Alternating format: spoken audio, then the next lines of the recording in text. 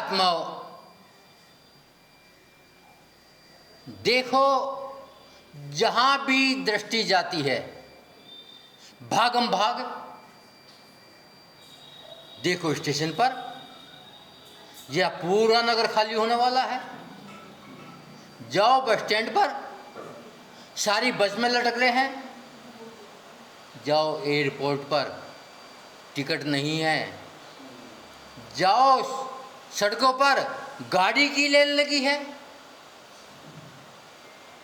सोचते हैं ये सब कहाँ जा रहे हैं?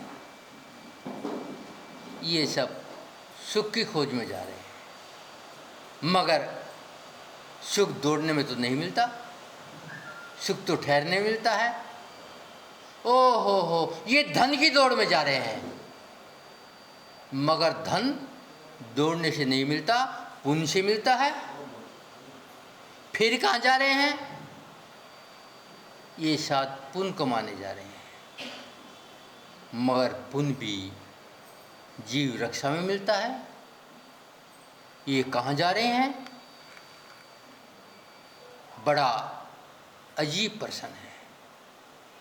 आखिर जाना कहाँ चाहते हैं? एक काल्पनिक घटना है। एक बार एक युवती सपन में स्वर्ग चली गई, और स्वर्ग जाने के बाद में बड़ी दुखी हुई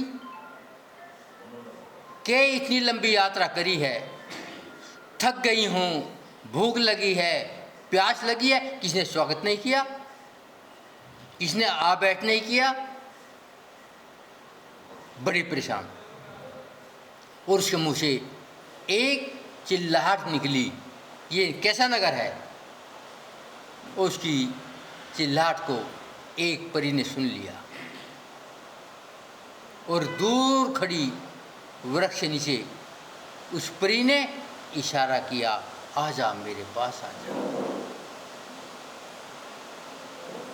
उस युवती ने देखा, चलो मेरी आवाज़ किसी ने तो सुनी, और मुझे भूख भी लगी है, प्यास भी लगी है। उस परी के पास बहुत से फल हैं, बहुत सी मिठाइयाँ हैं, बहुत से पेय पदार्थ हैं, बहुत से भोजन के थाल रखे हैं। जल्दी चलो, अपनी भूख शांत करेंगे, अपनी प्यास शांत करेंगे। और वो बुला भी रही है। वो युवती दौड़ी परी के पास जाने को। सुबह से दोपहर तक दौड़ी, मगर नहीं पहुंची। उसने परी से पूछा, हे परी, ये कैसा नगर है? मैं सुबह से दौड़ रही हूँ, दोपहर हो गई है, अब तक नहीं आई। परी कहती है, चाल मंदी है। उसने और तेज कर ली, मगर शाम हो गई। अब फिर कहा, पर ये क्या चक्कर है? सुबह से दोपहर, दोपहर से शाम, मगर नहीं पहुंची। परी कहती है, अभी और भी चाल मंदी है। चाल और बढ़ा लिया, मगर रात हो गई, मंजिल नहीं मिली, या परी के पास नहीं पहुंची। अब वो लड़की कहती है, हे परी, ये क्या मतलब है? सुबह से दोपहर, दोपहर से शाम, अब रात हो गई। जब ये बात परी ने सुनी, हंस पड़ी और कहा, ये संसार भ्रमजाल है। जहां जाना चाहा आज तक नहीं पहुंचे। जहां से आई वहां भी ये स्थिति, जहां जाना चाहती है नहीं पहुंची, अब भी नहीं पहुंचेगी। बस अंतर है, जन्म के समय उत्साह था, वो मरण के समय शिथिलता थी। जन्म के समय गीत संगीत थे, मरण के समय आंसू और कोलाहल है। जन्म के समय ताजगी थी, मरण के समय उदासी है। जन्म के समय उगता सूर्य था और मरण के समय डूबता सूर्य है। भेदभाव नहीं है, मगर जाना कहाँ है ये लक्ष्य नहीं है। बस दौड़ रहे, कहाँ दौड़ोगे पता नहीं है। कम से कम लक्ष्य तो बनाओ, पाना क्या है। मगर बगैर लक्ष्य से दौड़ना कोई मानवता नहीं है। एक बार एक मानव को मृत्यु मिल गई, दोनों में दोस्ती हो गई। वो मानव कहता है तेरे से बहुत डर लगता है। मृत्यु कहती है डर काहे का, जबकि पता है मैं नियम से आऊंगी, पे डर क्यों है। वो मानव कहता है तेरे आने का डर नहीं है, तू अचानक आ जाती है और उठा के ले जाती है। ये बड़ा भयानक डर है, अब हम अपना काम पूरा नहीं कर पाते। अब मृत्यु कहती है अब तेरी मेरी दोस्ती है, तेरी मेरी मित्रता है और मैं मित्रता निभाऊंगी, तुझे अचानक नहीं उठाऊंगी। ये बहन आपको वो बहन निपटा रहे हैं आचार्य। उसने कहा जब मैं तेरे पास आऊंगी उससे पहले 3 चिट्ठी डालूंगी, उसके बाद ले जाऊंगी। मगर मैं जानती हूं तू मूढ़ है, मृत्यु लोक का जीव है, मानेगा नहीं, चिट्ठी पढ़ेगा ही नहीं। मानव कहता है तुझे क्या मतलब, तूने क्या है मैं 3 चिट्ठी डालूंगी, तू 3 चिट्ठी डालना, तेरा काम पूरा हो गया। संसार में 3 का बहुत महत्व है।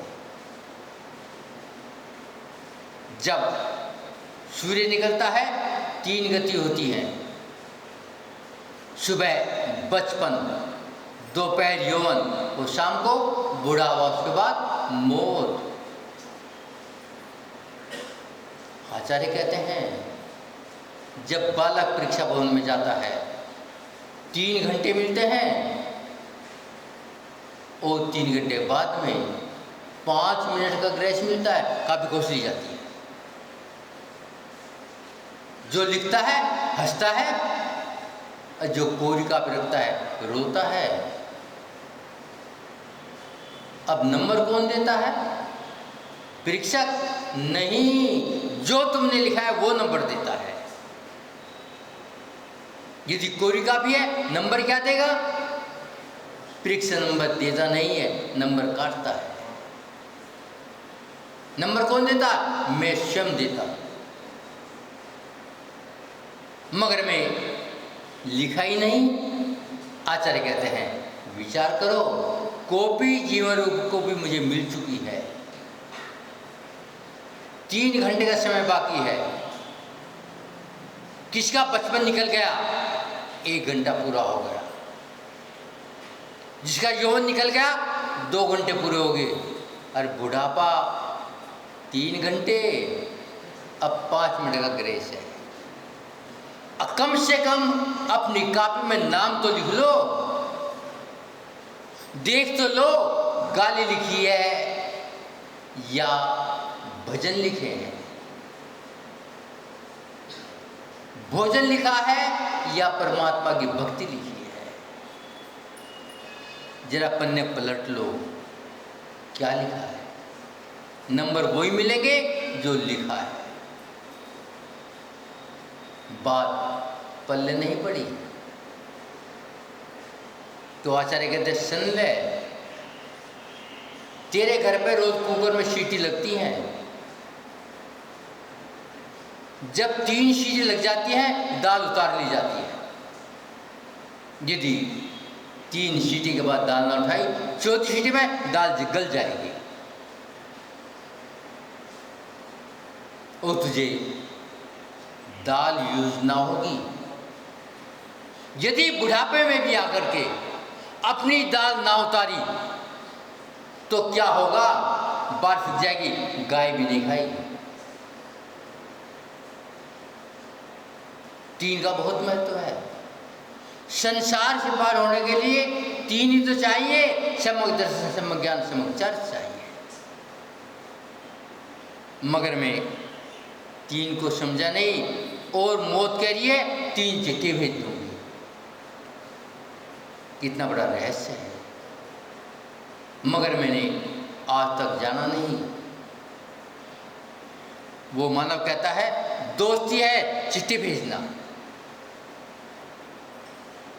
मौत ने पहला पत्र लिख दिया कि बाल उड़ गए, सफेद हो गए, मगर मानव ने वे बाल रंग लिए या पफ लगा लिया। आचार्य कहते हैं तू धोखा किसे देना चाहता है? मौत कभी धोखे में नहीं आएगी। तुझे भी पता है, परमात्मा को पता, तूने धोखा दिया है। स्वयं जानता है मैंने बाल रंगे हैं। परमात्मा भी जानता है कि वो तीन लोक के नाथ हैं। एक एक कण की बात उनके दिमाग में है,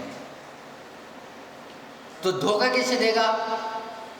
मौत सोचती है मित्र है, धोखा दिया कोई बात नहीं, एक पत्र हो डाल। वो दूसरा पत्र डाल दिया। क्या डाला? आंखों की रोशनी घटा दिया। मगर मानव बड़ा तेज है, लेंस लगवा लिए, चश्मा चढ़ा लिया और ज़्यादा भागना प्रारंभ कर दिया। तो विचार करो क्या स्थिति है। मगर मौत कहती है कोई बात नहीं, चिट्ठी नहीं पढ़ता, मत पढ़ने दो, मैं तीन चिट्ठी डालूंगी। वो तीन चिट्ठी डाल दिया। क्या करा? 32 बार। मगर आर्टिफिशियल दांत लगा लिए और कहता है अब चने नहीं चपते, अब तो मालपुए चाहिए। बड़ा गजब है। मौत तो घबरा गई, ये चिट्ठी पढ़ता ही नहीं। चलो कोई बात नहीं, मेरा दोस्त है ना, मित्रता है ना, एक और डाल दो, फालतू डाल दो। और चौथी पत्र लिख दिया, घुटनों की शक्ति समाप्त कर दिया। आजकल तो सभी मूडों में बैठते हैं। मगर मानव ने क्या किया? कोई बात नहीं, गाड़ी पकड़ लिया, स्पीड बढ़ गया, अभी काम करना है। विचार तो करो, किसे धोखा दिया? परमात्मा को? अपने को?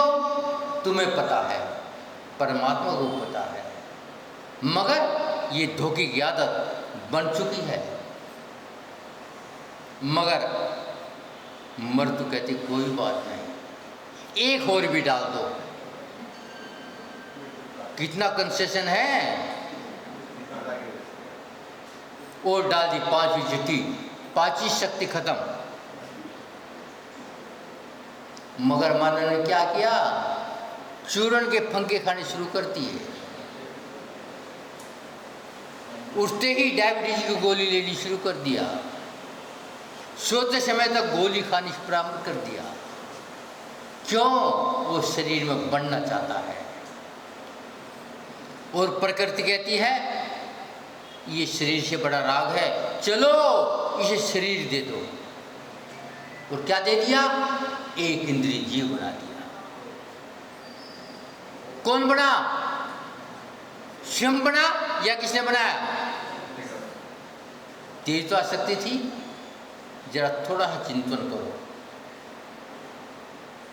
अयोध्या नगरी है, रामचंद्र जी रहते हैं, सीता भी रहती है, लक्ष्मण जी भी रहते हैं, कैकेयी भी रहती है, कौशल्या भी रहती है, भरत भी रहते हैं, शत्रुघ्न भी रहते हैं। कोई बाधा नहीं,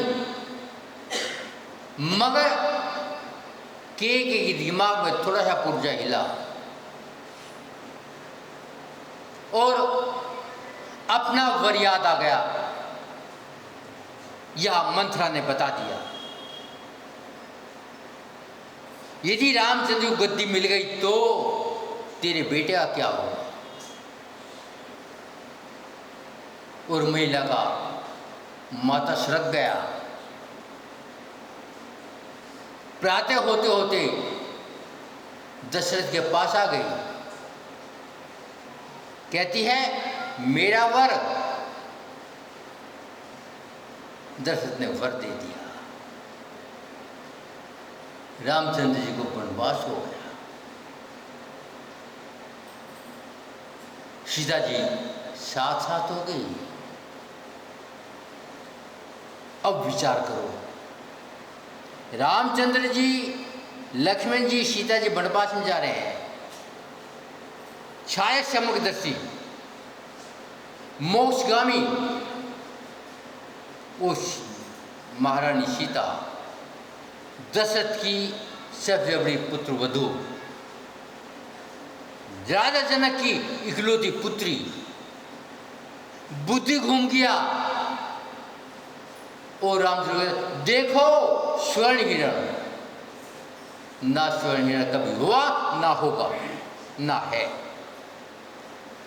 और छाया समदृष्टि की बुद्धि कहाँ गई के स्वर्ण हिरण लेने भाग गया। विवेक ने काम नहीं किया। अब सीता जी कहती हैं तेरा भाई बुला रहा है, जा सहायता के लिए। लक्ष्मण जी कहते हैं ये लक्ष्मण रेखा है, इसे बार बार मत करना, मैं जाता हूं। गए, भ्रूपिया दुष्ट रावण आ गया। काय का वेश बना करके एक साधु का वेश बना गया। भिक्षा दी।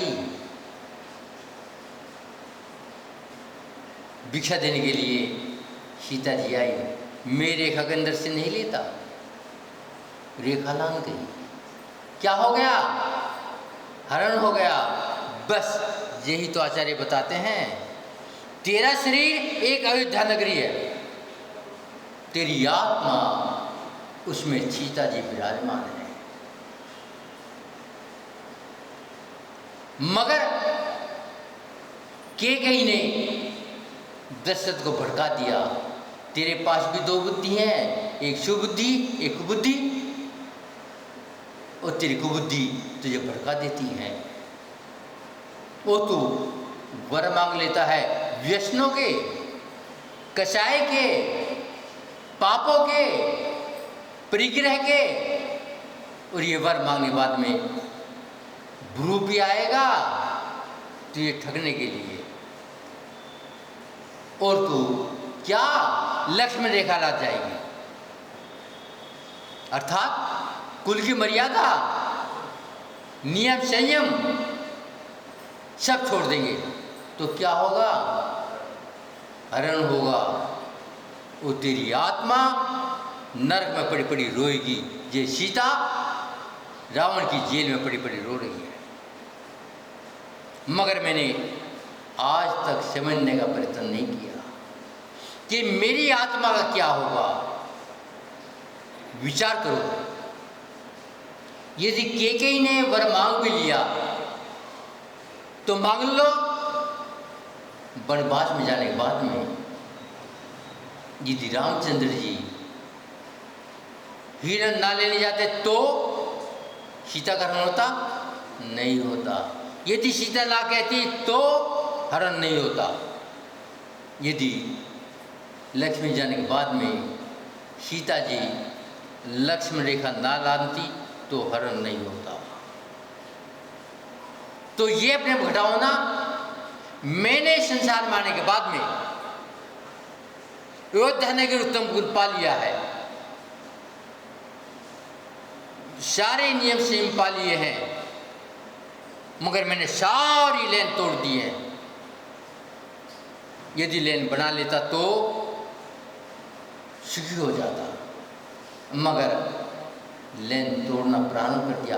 आचार्य की कोई बात नहीं, तोड़ दी, अब दोबारा बना ले। ओ तेरा घंटा कहीं बज ना जाए, कापी खुश ना जाए। मगर मैंने अपनी कापियों को देखने का कोई आयोजन नहीं है। कापी खुशे तो खुशे, क्या लिखा गाली, क्या लिखा भजन, क्या लिखा पूजा, क्या लिखा त्याग। ना बाबा, इसमें तो मैंने छोले भटूरे लिखे हैं, इसमें चौमिन लिखी है, इसमें पिज्जा लिखा है। तो क्या मिलेगा? पिज्जा का बीजा मिलेगा, और बीजा कहाँ डालेगा? जहां ले जाना है। ये पासपोर्ट किसने बनवाया है? अपना अपना बनवाया है। अपनापन का है क्या? एप्लीकेशन तुमने लिखी होगी। तो आचार्य कहते हैं अपनी कॉपी पर अपने साइन कर दो, अपने आप के नाम लिख दो। जब नाम लिखोगे तो आपके नाम के अनुसार नंबर मिल जाएंगे। मगर मैं लिखना नहीं चाहता, तो बंधु घड़ी कहती है समय हो गया है, मगर मैं कहता हूँ नाम लिख लो और अपने आप को सीमित बना लो, और लक्ष्मण रेखा खींच लो और अपने आप को संयमित कर लो। अभी समय बाकी है। विचार तो करो, अंजन चोर निरंजन बन गए, अंतिम समय बने, और आप तो व्यसनी भी नहीं है, उत्तम कुल भी है, फिर भी हम छोड़ना नहीं चाहते, संयम देना नहीं चाहते, क्योंकि भगवान पर श्रद्धा नहीं है, भगवान की वाणी पर श्रद्धा नहीं है। कहने को है, मानने को नहीं है। आचार्य कहते हैं जिस दिन मान लेगा परमात्मा बन जाएगा, जिस दिन तेरी श्रद्धा हो जाएगी समाप्त हो जाएगा, और जिस दिन समाप्त होगा तेरी मोक्ष की रिजर्वेशन हो जाएगी। ये सब तेरे अपने हाथ में है, कोई दूसरा करने वाला नहीं है। बस इतना कहने के बाद मैं अपनी वाणी को विराम देता हूँ। ओम शांति। हाँ, मैं भैया 4